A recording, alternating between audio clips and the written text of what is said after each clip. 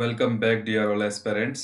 आज हम देखेंगे पार्ट 3 जो हम लेसन देख रहे थे नेचुरल हैजार्ड्स एंड डिजास्टर, प्राकृतिक संकट तथा आपदाएं, इंडिया फिजिकल इन्वायरमेंट जो आपकी बुक है 11th क्लास की ज्योग्राफी, उसका आज हम अंतिम अध्याय देख रहे हैं और उसका थर्ड पार्ट।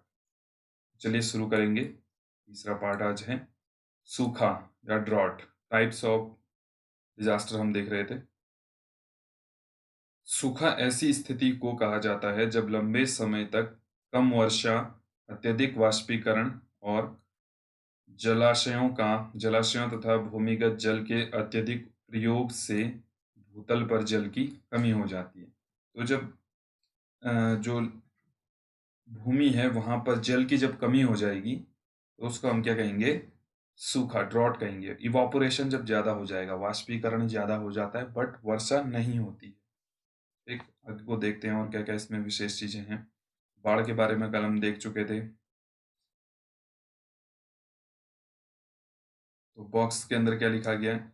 सूखा एक जटिल परिघटना है जिसमें कई प्रकार के मौसम विज्ञान संबंधी तथा अ, अन्य तत्व जैसे वृष्टि, वाष्पीकरण, वाष्पोत्सर्जन, भौम जल, मृदा में नमी, जल भंडारण व भरण कृषि पद्धतियां विशेषतः उगाई जाती हैं। उगाई जाने वाली फसलें, सामाजिक आर्थिक गतिविधियां और पारिस्थितिकी शामिल है। सूखे के प्रकार, सूखे के टाइप क्या क्या हो सकते हैं वो देख लेते हैं। पहला है मौसम विज्ञान संबंधी सूखा। यह एक ऐसी स्थिति है जिसमें लंबे समय तक अपर्याप्त वर्षा होती है और इसका सामयिक और स्थानिक वितरण भी असंतुलित होता है। दूसरा है कृषि सूखा। इसे भूमि आर्द्रता सूखा भी कहा जाता है। मिट्टी में आर्द्रता की कमी के कारण फसलें मुरझा जाती हैं। जिन क्षेत्रों में 30% से अधिक कुल बोए गए क्षेत्र में सिंचाई होती है, उन्हें भी सूखा प्रभावित क्षेत्र नहीं माना जाता। अगला है जल विज्ञान संबंधी सूखा। इस स्थिति यह स्थिति तब पैदा होती है जब विभिन्न जल संग्रहण, जलाशय, जल भूत और झीलों इत्यादि पर स्तर वृष्टि द्वारा की जाने वाली जलापूर्ति के बाद भी नीचे गिर जाएं। पारिस्थितिक सूखा अलग अलग तरीके का है। जब प्राकृतिक पारिस्थितिक तंत्र में जल की कमी से, तो ड्रॉट इस तरीके का, देखिए जानवर का कंकाल स्केलेटन यहाँ पड़ा हुआ है, उत्पादकता में कमी हो जाती है तो परिणाम स्वरूप पारिस्थितिक तंत्र में तनाव आ जाता है तथा यह क्षतिग्रस्त हो जाता है तो पारिस्थितिकी सूखा कहलाता है। नेक्स्ट है इसमें भारत में सूखाग्रस्त क्षेत्र। अब भारत में कौन कौन सा रीजन है जो ड्रॉट से इफेक्टिव है उसके बारे में बात करेंगे। ये तो हमने सूखे के टाइप पढ़ लिए थे, ड्रॉट के टाइप। भारतीय कृषि काफी हद तक मानसून वर्षा पर निर्भर करती है। तो मानसून वर्षा पर भारतीय कृषि निर्भर करती है, हम सब लोग जानते हैं। और भारतीय कृषि को मानसून का जुआ कहा जाता है, ये भी हम जानते हैं। भारतीय जलवायु तंत्र में सूखा और बाढ़ महत्वपूर्ण तत्व हैं। कुछ अनुमानों के अनुसार भारत में कुल भौगोलिक क्षेत्र का 19% भाग और जनसंख्या का 12% हिस्सा हर वर्ष सूखे से प्रभावित होता है। देश का लगभग 30% क्षेत्र सूखे से प्रभावित हो सकता है, जिससे 5 करोड़ लोग इससे प्रभावित होते हैं। यह प्रायः देखा गया है कि जब देश के कुछ भागों में बाढ़ कहर ढा रही होती है, उसी समय दूसरे भाग सूखे से जूझ रहे होते हैं। यह मानसून में परिवर्तनशीलता और इसके व्यवहार में अनिश्चितता का परिणाम है। सूखे का प्रभाव भारत में बहुत व्यापक है, परंतु कुछ क्षेत्र जहां ये बार-बार पड़ते हैं, जहां उनका असर अधिक है, सूखे की तीव्रता के कारण के आधार पर निम्नलिखित क्षेत्रों में बांटा गया है। नेक्स्ट इसमें देख लेते हैं अत्यधिक सूखा प्रभावित क्षेत्र कौन-कौन से हैं भारत में। मानचित्र 7.8 अभी हम देखेंगे, दर्शाता है कि राजस्थान में ज्यादातर भाग, विशेषकर अरावली के पश्चिम में स्थित मरुस्थलीय और गुजरात का कच्छ क्षेत्र अत्यधिक सूखा प्रभावित है। इसमें राजस्थान के जैसलमेर और बाड़मेर जिले भी शामिल हैं, जहां 90 मिलीलीटर से कम औसत वार्षिक वर्षा होती है। अधिक सूखा प्रभावित क्षेत्र, इसमें राजस्थान के पूर्वी भाग, मध्य प्रदेश के ज़्यादातर भाग, महाराष्ट्र के पूर्वी भाग, आंध्र प्रदेश के अंदरूनी भाग, कर्नाटका का पठार, तमिलनाडु के उत्तरी भाग, झारखंड का दक्षिणी भाग, ओडिशा का आंतरिक भाग शामिल है। मध्यम सूखा प्रभावित क्षेत्र, इस वर्ग में राजस्थान के उत्तरी भाग, हरियाणा, उत्तर प्रदेश के दक्षिणी जिले, गुजरात के बचे हुए जिले, कोंकण को छोड़कर महाराष्ट्र, झारखंड, तमिलनाडु में कोयम्बटूर पठार,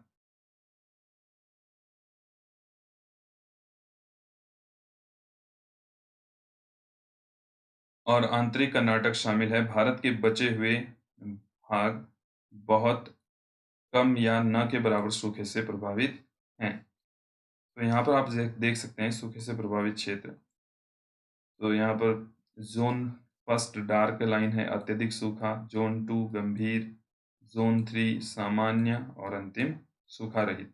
तो सूखा रहित क्षेत्र ये वाला है, आप देख सकते हैं यहाँ से लेकर इस तरीके से नॉर्थ ईस्ट तक अत्यधिक सूखे से प्रभावित क्षेत्र है। राजस्थान, गुजरात वाला कुछ कुछ क्षेत्र है। सेकेंडरी में ये एमपी वाला क्षेत्र आ रहा है, छत्तीसगढ़, यहाँ पर भी आप देख सकते हैं उड़ीसा और ये कर्नाटका वाला हिस्सा है। और थर्ड जोन में आ रहा है सामान्यतः ये वाला क्षेत्र, आप देख सकते हैं यहाँ पर जो सामान्यतः सूखा है। पंजाब का कुछ क्षेत्र है, कुछ दक्षिणी यूपी का भी है, और जो सूखा रहित है ये है। ठीक, चलिए सूखे के परिणाम, क्या क्या इसमें परिणाम होते हैं सूखे के वो हम देखेंगे। पर्यावरण और समाज पर सूखे का सोपानी प्रभाव पड़ता है। फसलें बर्बाद होने के से अन्न की कमी हो जाती है, जिसे अकाल कहा जाता है। चारा कम होने की स्थिति को तृण अकाल कहा जाता है। जल आपूर्ति की कमी जल अकाल कहलाती है। तीनों परिस्थितियां मिल जाएं तो त्रिक अकाल कहलाती है। तो तीन तरीके के अकाल पड़ जाते हैं, फसलें बर्बाद हो जाती हैं, चारा कम पड़ जाता है, जल आपूर्ति कम पड़ जाती है, ये अकाल कहा जाता है। ठीक है ना? चलिए, जो सबसे अधिक विध्वंसक है, सूखा प्रभावित क्षेत्रों में वृहद पैमाने पर मवेशियों और अन्य पशुओं की मौत, मानव प्रवास तथा पशु पलायन एक सामान्य परिवेश है। पानी की कमी के कारण लोग दूषित जल पीने को बाध्य होते हैं। इसके परिणाम स्वरूप पेयजल संबंधी बीमारियां जैसे आंत्रशोथ, हैजा, हेपेटाइटिस हो जाती है। सामाजिक और प्राकृतिक पर्यावरण पर सूखे का प्रभाव तत्कालीन, तात्कालिक एवं दीर्घकालिक होता है। इसलिए सूखे से निपटने के लिए तैयार की जा रही योजनाओं को उन्हें ध्यान में रखकर बनाना चाहिए। सूखे की स्थिति में तात्कालिक सहायता में सुरक्षित पेयजल वितरण, दवाइयाँ, पशुओं के चारे और जल की उपलब्धता तथा लोगों और पशुओं को सुरक्षित स्थान पर पहुंचाना शामिल है। सूखे से निपटने के लिए दीर्घकालिक योजनाओं में विभिन्न कदम उठाए जा सकते हैं, जैसे भूमिगत जल के भंडारण का पता लगाना, जल आदि के क्षेत्रों से अल्प जल क्षेत्रों में पानी पहुंचाना, नदियों को जोड़ना, बांध व जलाशयों का निर्माण इत्यादि। नदियां जोड़ने के लिए द्रोणियों की पहचान तथा भूमिगत जल भंडारण की संभावना का पता लगाने के लिए सुदूर संवेदन और उपग्रहों से प्राप्त चित्रों का प्रयोग करना चाहिए। सूखा प्रतिरोधी फसलों के बारे में प्रचार प्रसार सूखे से लड़ने के लिए एक दीर्घकालिक उपाय है। वर्षा जल संलवन, रेन वाटर हार्वेस्टिंग जो है सूखे का प्रभाव कम करने में महत्वपूर्ण भूमिका निभाता है।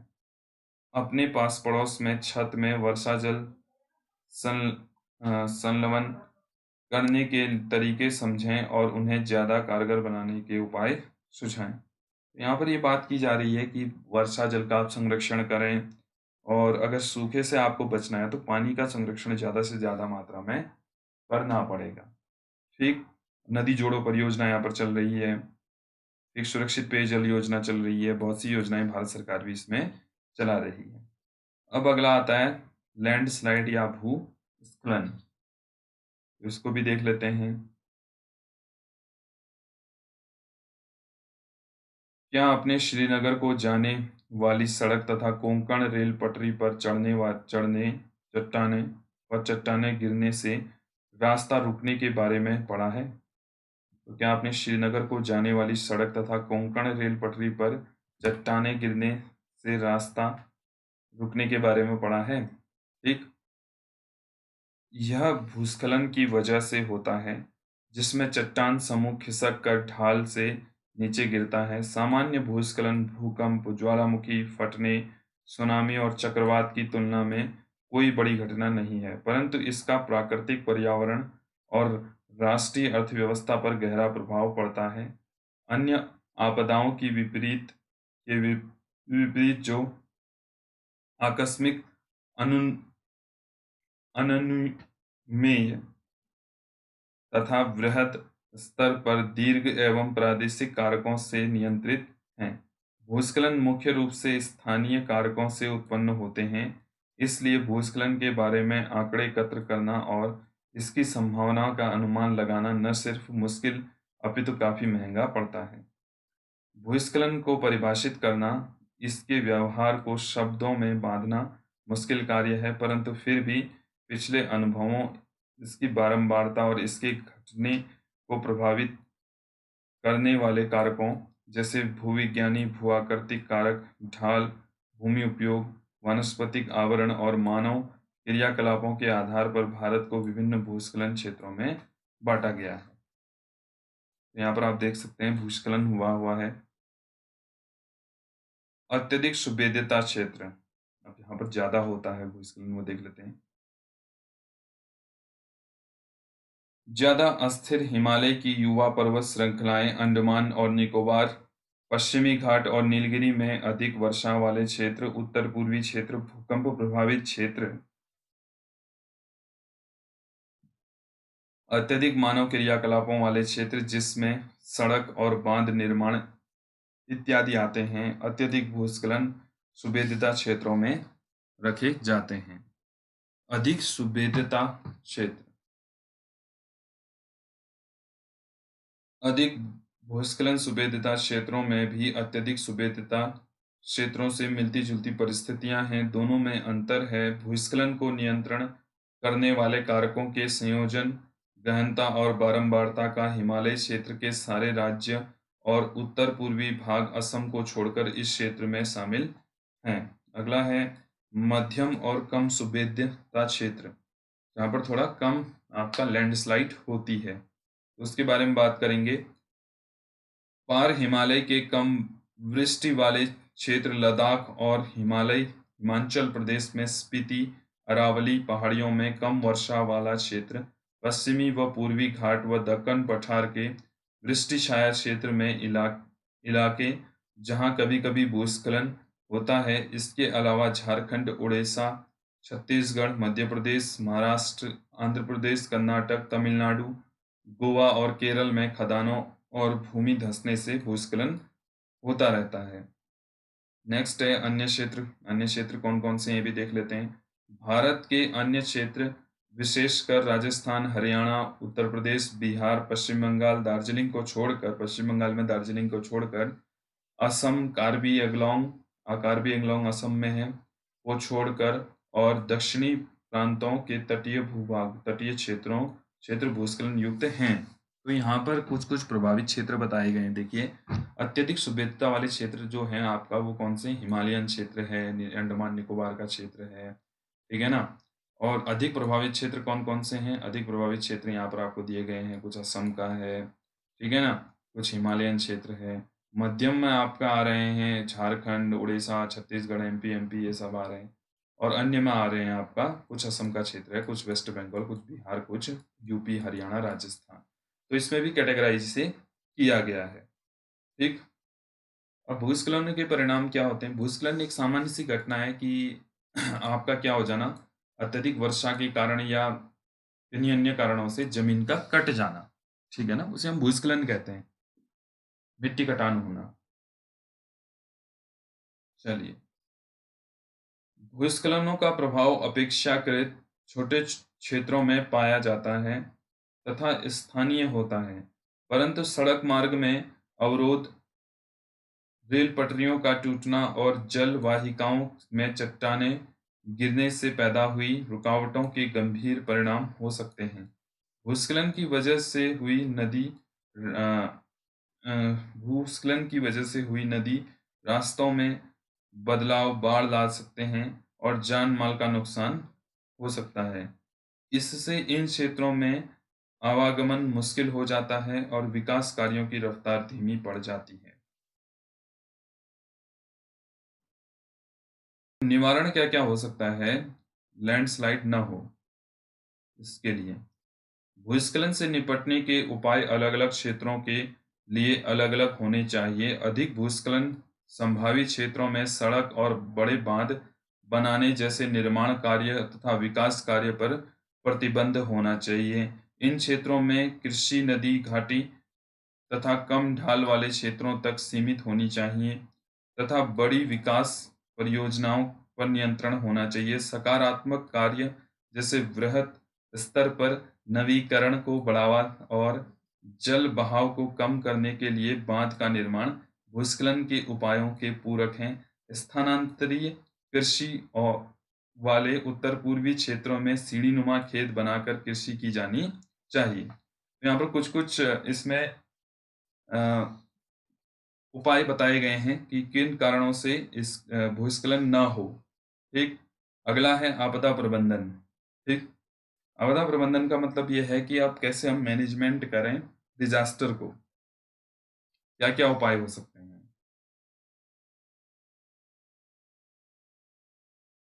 भूकंप, सुनामी और ज्वालामुखी की तुलना में चक्रवात के आने के समय एवं स्थान की भविष्यवाणी संभव है। तो भूकंप, सुनामी, ज्वालामुखी इनके बारे में कुछ कम अनुमान लगाया जा सकता है। अनुमान तो इनके बारे में भी लगाया जा सकता है, लेकिन जो चक्रवात है, इसके आने के समय और स्थान की भविष्यवाणी बहुत हद तक ठीक मानी जाती है। इसके अतिरिक्त आधुनिक तकनीक का इस्तेमाल करके चक्रवात की गहनता, दिशा और परिमाण आदि को मॉनिटर करके इससे होने वाले नुकसान को कम किया जा सकता है। इससे होने वाले नुकसान को कम करने के लिए चक्रवात शेल्टर, तटबंध डाइक, जलाशय निर्माण तथा वायु वेग को कम करने के लिए वनीकरण जैसे कदम उठाए जा सकते हैं। फिर भी भारत, बांग्लादेश, म्यांमार इत्यादि देशों के तटीय क्षेत्रों में रहने वाली जनसंख्या की सुविधता अधिक है, इसलिए यहाँ जान माल का नुकसान बढ़ रहा है। आपदा प्रबंधन अधिनियम सन 2005। अब ये क्या है? नेचुरल डिजास्टर जो है एक्ट 2005, इसे भी देख लेते हैं। इस अधिनियम में आपदा को किसी क्षेत्र में घटित एक महाविपत थोड़ा सा लाइन मुझसे टेढ़ी पड़ जाती है, इसे हम सीधा कर लेंगे दोबारा से। इस अधिनियम में आपदा को किसी क्षेत्र में घटित एक महाविपत्ति, दुर्घटना, संकट या गंभीर घटना के रूप में परिभाषित किया गया है, जो प्राकृतिक या मानवकृत कारणों या दुर्घटना या लापरवाही का परिणाम हो और जिससे बड़े स्तर पर जान की क्षति या मानव पीड़ा, पर्यावरण की हानि एवं विनाश हो, जिसकी प्रकृति या परिमाण प्रभावित क्षेत्र में रहने वाले मानव समुदाय की सहन क्षमता से परे हो। निष्कर्ष रूप में आप क्या कह सकते हैं?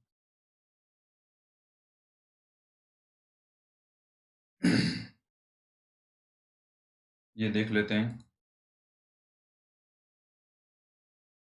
ऊपर लिखित विवरण से यह निष्कर्ष निकलता है कि आपदाएं प्राकृतिक या मानवकृत दोनों प्रकार की हो सकती हैं, परंतु हर संकट आपदा भी नहीं होती। आपदाओं और विशेषकर प्राकृतिक आपदाओं पर नियंत्रण मुश्किल है। इसका बेहतर उपाय उनके विवरण, उनके निवारण की तैयारी करना। आपदा निवारण और प्रबंधन की 3 अवस्थाएं हैं। पहला है आपदा से पहले। तो आपदा से पहले आप क्या करते हैं उसके बारे में बात चल रही है। आपदा के बारे में आंकड़े और सूचना एकत्र करना, आपदा संभावित क्षेत्रों का मानचित्र तैयार करना और लोगों को इसके बारे में जानकारी देना। इसके अलावा संभावित क्षेत्रों में आंकड़ा योजना बनाना, तैयारियां रखना और बचाव का उपाय करना। अब है आपदा के समय। युद्ध स्तर पर बचाव व राहत कार्य, आपदाग्रस्त क्षेत्रों में लोगों को निकालना, आश्रय स्थल निर्माण, राहत कैंप, जल, भोजन व दवाई आपूर्ति। नेक्स्ट है इसमें आपदा के पश्चात प्रभावित लोगों का बचाव और पुनर्वास, भविष्य में आपदाओं से निपटने के लिए क्षमता निर्माण पर ध्यान केंद्रित करना। तो ये सब चीजें इसमें बताई जा रही हैं कि आपदा जैसी जो घटना है, उससे बचने के लिए हम क्या-क्या कर सकें। पहला तो आपदा से पहले हमें ये करना चाहिए कि उन क्षेत्रों को आइडेंटिफ़ाई कर लेना चाहिए, जिन क्षेत्रों में आपदाएँ लगातार आती रहती हैं या उनका इतिहास ऐसा है कि यहाँ पर लगातार डिज़ास्टर किसी न किसी तरीके का होता रहता था कि हमें ढूँढने में आसानी हो या एक प्लान बनाने में उसमें आसानी हो। अब आपदा के समय आप युद्ध स्तर पर राहत कार्य चलाएँ। अंतिम में आपदा के पश्चात हमें क्या करना चाहिए? बचाव और पुनर्वास के लिए भविष्य में आपदा से निपटने के लिए नई-नई योजनाएँ तैयार करनी चाहिए। भारत जैसे देश में जहां 2/3 क्षेत्र और जनसंख्या आपदा सुवेद्य है, इन उपायों का विशेष महत्व है। आपदा प्रबंधन अधिनियम सन 2005 और राष्ट्रीय आपदा प्रबंधन संस्थान की स्थापना इस दिशा में भारत सरकार द्वारा उठाए गए सकारात्मक कदम का उदाहरण है। तो सन 2005 में भारत ने बहुत हद तक इसमें कुछ-कुछ नियम कानून बनाए हैं, जिसके आधार पे हम ये कह सकते हैं कि अभी के समय पे आपदा से निपटने के लिए हमारे पास बहुत सारे उपाय हैं। तो डियर ऑल एस्पिरेंट्स, ये जो चैप्टर था आपका नेचुरल हैजार्ड्स एंड डिजास्टर, ये चैप्टर होता है समाप्त और ये बुक भी आपकी समाप्त हो चुकी है, जो इंडिया फिजिकल इन्वायरमेंट वाली बुक है। अब हम दूसरी बुक इसमें देखेंगे। अ, तो ज़्यादा से ज़्यादा इस वीडियो को शेयर कीजिए। तो कल से हम दूसरी बुक इसमें देखने जा रहे हैं। ज़्यादा से ज़्यादा इस वीडियो को शेयर कीजिए और चैनल को सब्सक्राइब कीजिए। कमेंट सेक्शन में कुछ ना कुछ लिखिए। तब तक के लिए जय हिंद, वंदे मातरम।